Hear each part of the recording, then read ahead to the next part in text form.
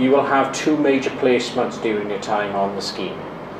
First placement is usually a more operationally based one. I think we were looking to do some very basic introductions so they understand where they're going to work, very simple things like the geography and how to get there. Also start to meet their team people, because a lot of their placement is about learning to build relationships with people across various different functions and organisations, which is a very important aspect of a manager's role, is how they build those and use those relationships going forward.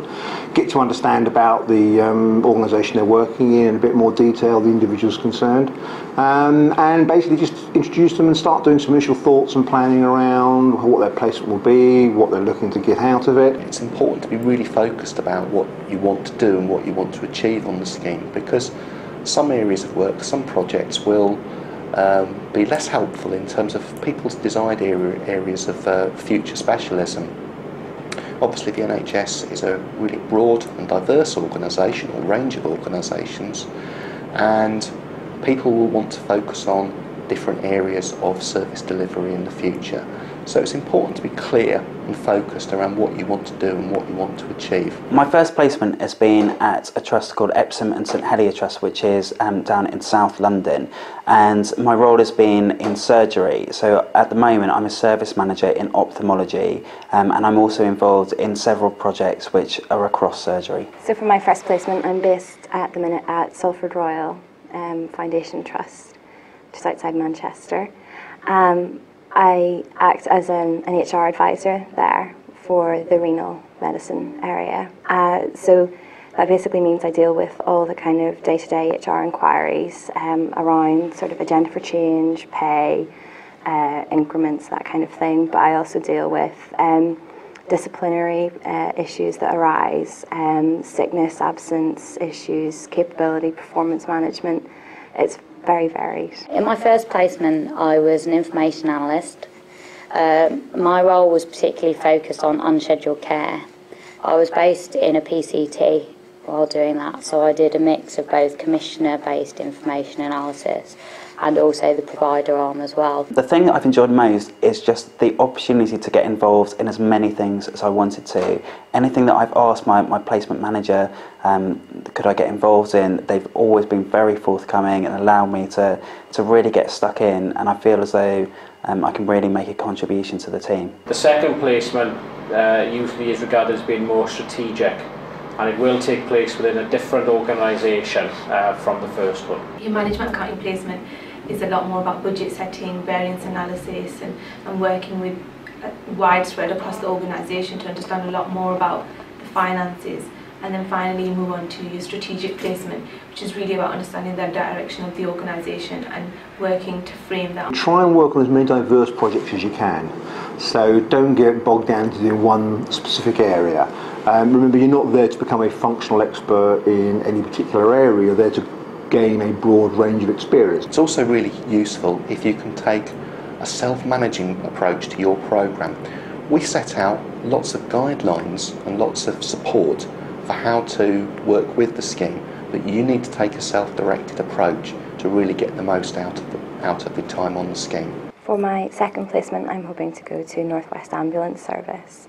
I sort of fixed on North West Ambulance because I was looking for a more strategic placement after being very operational in my first placement, and then it was a matter of looking at organisations that were in the area that would be able to give me that experience. For those of you who are on the general informatics and HR specialisms, a flexi placement will take place between the first and second placement itself.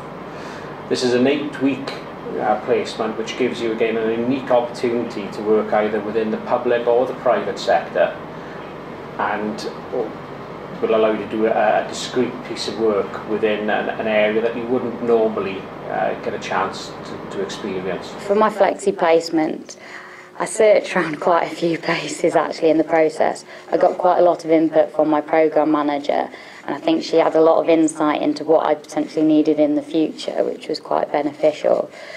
I spent a lot of time with various companies trying to look at where I could go, and some of them were more positive than others, but it was just a case of sort of going through it and having to keep reminding them and following them up and sort of pushing that through. It's important also to really make the most of opportunities to work with and meet senior staff.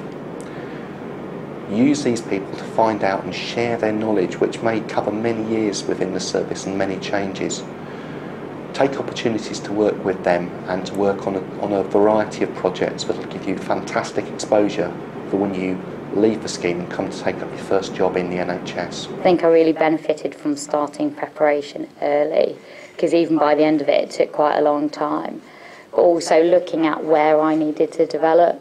I was conscious of really reflecting on what I'd got from my first placement, what I had as experience before I started on the scheme, and picking something that was going to develop me and then work well with what my final placement would be. Don't be afraid to ask questions. Nobody's expecting you to be a genius. Part of what you're there to do is learn and come out the other side being a potential leader. And I think people recognise that, and what we want you to do is demonstrate those skills. I suppose the initial challenges were kind of settling into the NHS and to the HR function, because I'd never worked in HR before. So it was all a bit of a learning curve at first, but definitely everyone was very supportive and I really enjoy what I do. I had excellent support from my placement manager. I did go to her several times and say,